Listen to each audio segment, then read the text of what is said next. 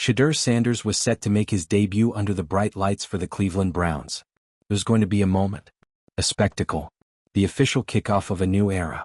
And just like that, an hour before kickoff he was benched. No injury report. No media heads up. Just a sudden, shadowy decision from coach Kevin Stefanski that left everyone, fans, analysts, even players, completely blindsided.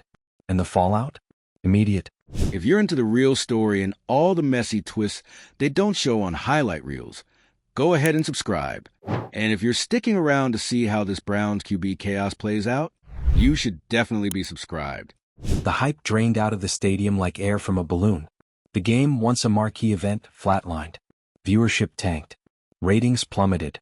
And what was supposed to be a star-making night for the Browns turned into a case study in how to burn public trust in real time. Let's talk about that first wave of fan reaction because oh my god, it was brutal. People showed up to the stadium in full Sanders gear. Number 2 jerseys everywhere. Kids holding up handmade signs. Pre-game chants. Tailgates bumping "must be the money" like it was a music festival. The city was buzzing with energy. And then boom, he's not playing. Imagine the confusion. The disbelief. The rage. You spend your whole week circling this game on the calendar. You drop hundreds, maybe thousands, on tickets, flights, hotels.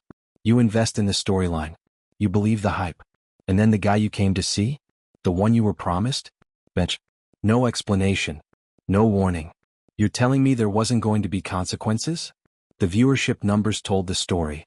Within the first quarter, 11 million viewers. By halftime, 9. By the fourth, barely over 6. That's not a slow dip, that's a free fall. It was like watching a blockbuster movie where they kill off the main character before the opening credits even finish. And don't think the NFL wasn't watching those numbers with sweaty palms. Because Shedeur Sanders isn't just a player. He's a commodity. A media engine. A walking, talking revenue stream. The league had built entire preseason campaigns around this kid. They teased his debut across every social media platform, wrapped fantasy football content around his potential, even quietly encouraged sportsbooks to lean into Sanders-led narratives. And all of it, collapsed in a single coaching decision. So what was the reason? According to whispers from inside sources, and we all know what that means, Stefanski wanted to ease him into the season. He supposedly thought Gabriel had more poise in the weekly prep. Something about practice reps and maturity. The usual coach speak. But let's call it what it really was, fear. Because this wasn't about football. This was about control. Stefanski pulled Sanders because he felt the game was getting away from him. He was being outshined, not by a fellow coach, but by a player. A rookie. And not just any rookie. Deion's rookie. The media wasn't talking about play design or third down conversions. They were talking about Sanders' social presence. His swagger. His jersey sales. His impact. And to an old-school coach that can feel like a threat. So Stefanski benched the future to reassert the past. And it backfired horrifically. Let's talk about that locker room because sources say the tension was palpable. Sanders reportedly found out minutes before warm-ups. Minutes? He'd already suited up. He'd taken reps, he'd mentally prepared for his moment. And then, snatched away without explanation. That's not strategy. That's sabotage. And the silence from Shedeur? Deafening. He didn't speak to the media. No post-game presser. No tweet. No statement. Just nothing. Which honestly said more than words ever could. Because when a player like Shedeur chooses not to speak, you know something's boiling beneath the surface. His camp, however? Not so quiet. Word leaked quickly, humiliated, blindsided, questioning the culture. Even Deion Sanders himself posted a cryptic message about knowing your worth and never letting a man control your light. You didn't have to read between the lines. The disappointment was loud. And it wasn't just internal. Sponsors, broadcasters, fantasy leagues. Everyone with financial skin in the Sanders story? Livid. Sanders had already become one of the most bet-on rookies in preseason fantasy markets. His jersey had outsold 80% of the league in a single month. Media deals were in motion. Documentary crews had pre-cleared tunnel footage for a behind-the-scenes series. This game was supposed to be the pilot episode. Instead, it was a disaster. And now ownership's involved. Sources say Jimmy Haslam was furious. Not just because the game tanked, but because it damaged the brand he just spent the offseason polishing. This was supposed to be the new Cleveland. Fresh energy. A star quarterback. A season of promise. Instead, Same dysfunction. Same drama. Same old Browns. Reports say an emergency meeting was held the next morning. Not just a debrief, but a reckoning. Haslam wanted answers. Why was the league's biggest rookie benched? Who signed off? Why wasn't he informed? And the answers? Allegedly, weak. Stefanski doubled down. It was a football decision. We go week by week. He's still our guy long-term. Cool story, coach. But when the fan base turns, when the media's calling for your job, and when your quarterback's dad is subtweeting your entire leadership strategy, long-term becomes very short-term. Because now there are rumors. Whispers of Shedeur's camp re-evaluating the fit.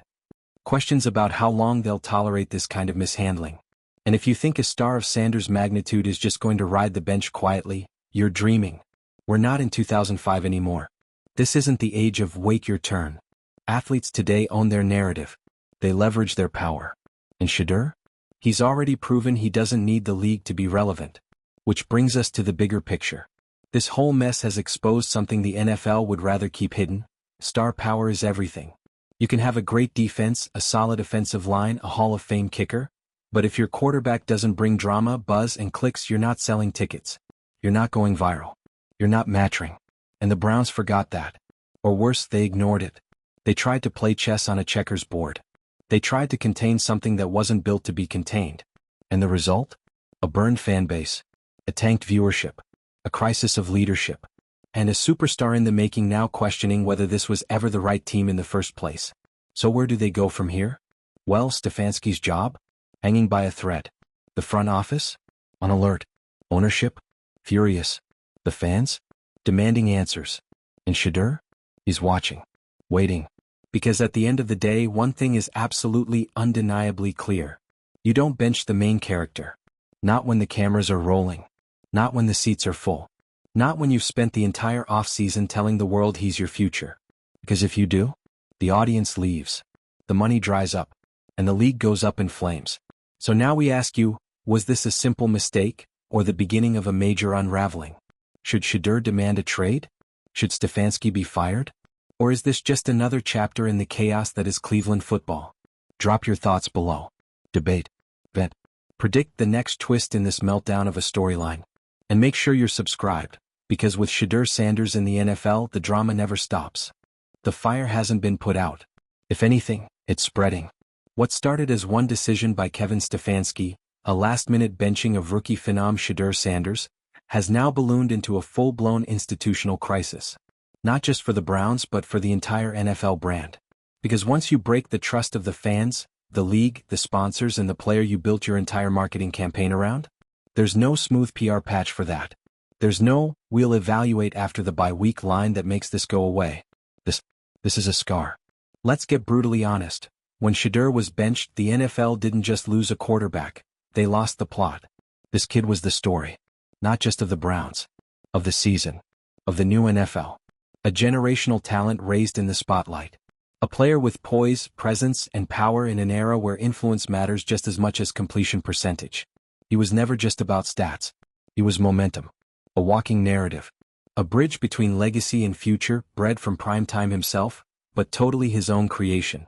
And with one gutless, unexplainable coaching decision, that entire narrative was yanked off the field before the opening credits even rolled. So what does the league have now? A product that promised Hamilton and delivered community theater. Let's talk about the ripple effect because it's not just fans got mad and left early. This was economic shock disguised as a game day decision. Viewership collapsing from 11 million to 6 million over 3 hours? That's not just a bad night, that's brand erosion. That's advertisers questioning their spend. That's broadcasters redrawing next week's primetime lineup. That's fantasy football platforms issuing refund credits because half their users built lineups around a quarterback who was never allowed to play. And in the boardrooms? Phones are ringing. When the NFL loses control of the narrative, that's a 5-alarm fire. Because that's the league's real currency, storytelling. Who's the hero? Who's the villain? Who's rising? Who's collapsing? These aren't just players, they're arcs. And Shedeur? He was the season's protagonist. Benching him? That's like Game of Thrones killing off Jon Snow in episode 1 and replacing him with someone named Kevin. Now let's get into the locker room dynamic, because if you think the players aren't side-eyeing Stefanski, you are delusional. We're talking about grown men, professionals, veterans who know what momentum feels like, who see what the fans want. And when a decision as reckless as this is dropped on them hours before kickoff, without clarity, without communication, it doesn't just affect morale. It fractures the culture. And that culture was already on thin ice. You think players want to ride for a coach who pulls stunts like this? Who keeps them guessing, playing politics with the depth chart, responding to media pressure by hiding his QB1 like it's witness protection? Absolutely not. You've got players texting their agents. You've got whispers about locker room divisions. You've got frustration, the kind that festers into resentment. Meanwhile, Shedeur stays silent. And that silence? More powerful than a press conference. Because he knows. He knows that if he goes scorched earth now, if he lets the frustration fly, he's the one who gets labeled. The diva. The ungrateful rookie. The me-first guy. So instead he watches. Lets the storm swirl around him. Lets the media do the talking. Lets Dion post his cryptic quotes. Lets the fans chant his name from the stands as the Browns get blown out by 17 points with an uninspired offense run by someone not named Sanders. And he waits. Because he knows, when the moment does come, and it will, he'll have leverage that no press release can match. But here's the question nobody in Cleveland wants to ask out loud. What if he's already done with this team? What if that one night, being benched without warning, without reason, was enough? What if that breach of trust can't be unbroken? Because this isn't just some rookie waiting for his next shot. This is a brand. A fully formed business enterprise with sponsorships, documentaries, millions in nil history, and a legacy name. Shedeur doesn't need Cleveland. And now that the world has seen how the organization fumbled his debut, he might not want them either. Let's not act like player empowerment isn't already transforming the league. We've seen players force trades. We've seen contract holdouts, brand disruptions, calculated leaks. But this would be something new, a rookie QB barely suited up, making it known that this franchise doesn't deserve him. And honestly, can you blame him? The Browns didn't just bench a player, they benched a movement. They took all that offseason hype, the media partnerships, the jersey drops, the fan campaigns, and trashed it. And for what? Some old-school vision of earning it behind the scenes? Protecting the kid from the bright lights? Newsflash, he is the bright lights. He's not afraid of the moment. You are. And now the damage is done. So what comes next? 3 possibilities, and none of them are clean. Option 1, Stefanski reverses course. He gives Sanders the start in week 2. Tries to paint the benching as a miscommunication or a last-minute strategy decision. Spin it as a minor bump in a long season. The problem? Everyone already knows it was bigger than that. That's not an oops. That was a full-scale betrayal. And fans don't forget. Option 2, Stefanski digs in. He refuses to budge. Doubles down. Keeps playing Gabriel. Frames Shedeur as still developing, and pushes the narrative that this is about what's best for the team. You can practically see the stadium emptying in real time. You can hear the chants. You can see the jersey returns piling up at the fan store. Option 3, the nuclear path. Shedeur goes public. Not with drama, but with decision. A quiet sit-down interview. A few choice words. The suggestion that maybe his future isn't as locked into Cleveland as everyone assumed. And then, everything explodes.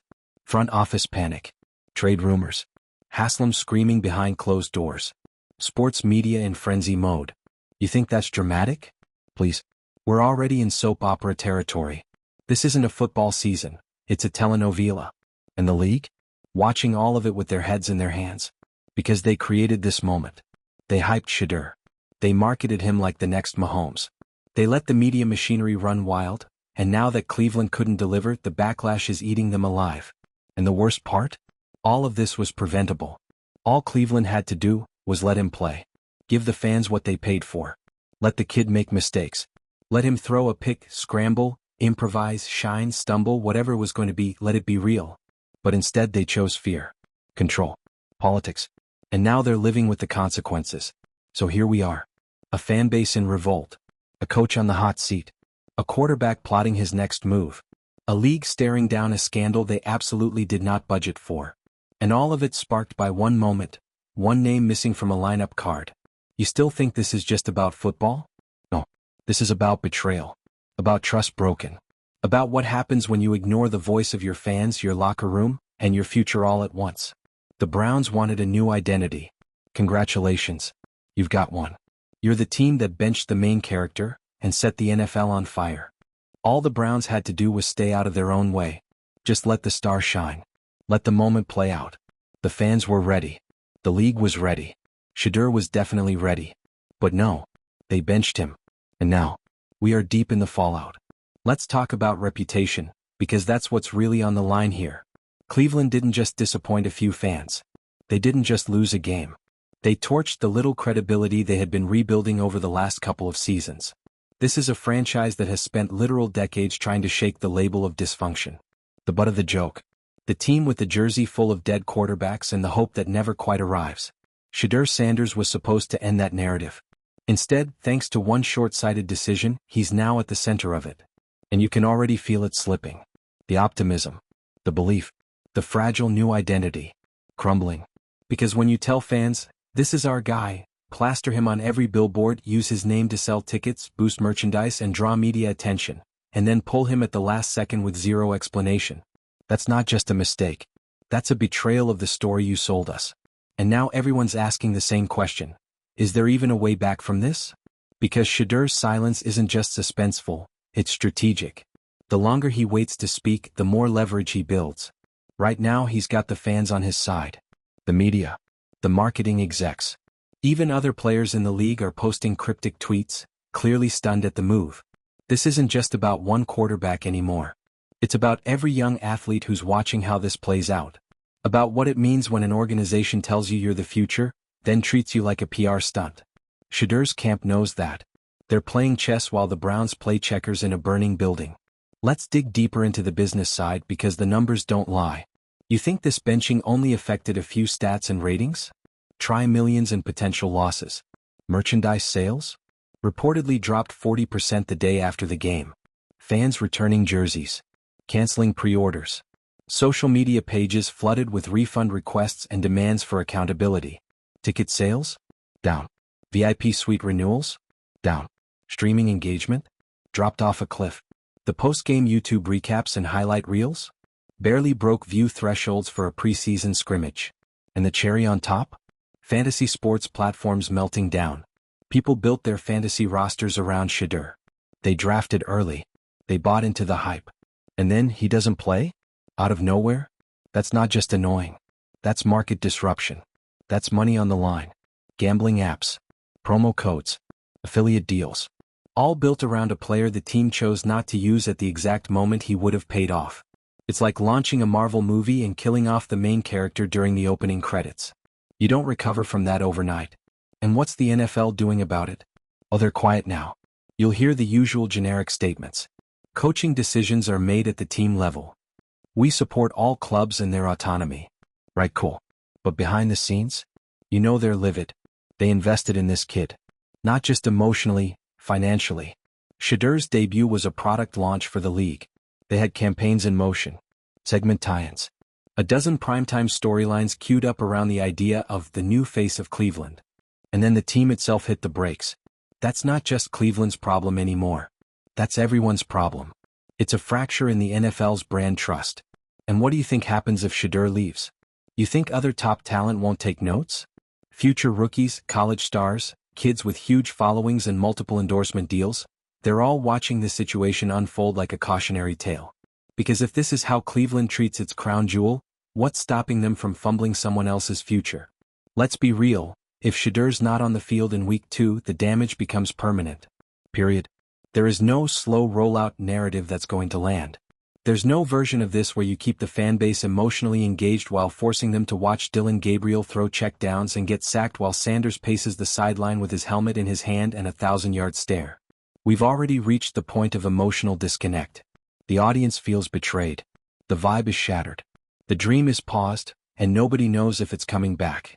So what does Cleveland do? Because right now they've got one chance. One window. And it's this. Own the mistake. Fix it publicly. And hand Shedeur the damn football. Let him lead. Let him fall if he must. Let him throw interceptions. Let him learn on the fly. Let him grow. Because even if he loses, the fans will stick around to see it. They'll buy in because they believe in the future you promised them. But if you keep hiding him behind excuses and bad PR, you'll lose everything. Not just the season. You'll lose the soul of your franchise. This isn't just about football. This is about the trust between a team and its people. The promise that when you tell a city, we're building something special, you mean it. And right now, that promise is hanging by a thread. The team needs to act. Not next week. Not next quarter. No. Because if you wait too long, you're not just watching your quarterback walk away. You're watching your relevance walk with him. And that's how dynasties die before they're ever born. So what do you think? Is Shedeur done with the Browns already? Can Cleveland salvage this disaster, or is the damage already baked in? Tell us in the comments below. And subscribe if you're here for the truth, the drama, the chaos, and the cold-blooded reality of what happens when sports become spectacle, and management fumbles the bag on live television. Because with Shedeur Sanders in the NFL, this isn't just a game anymore. It's warfare.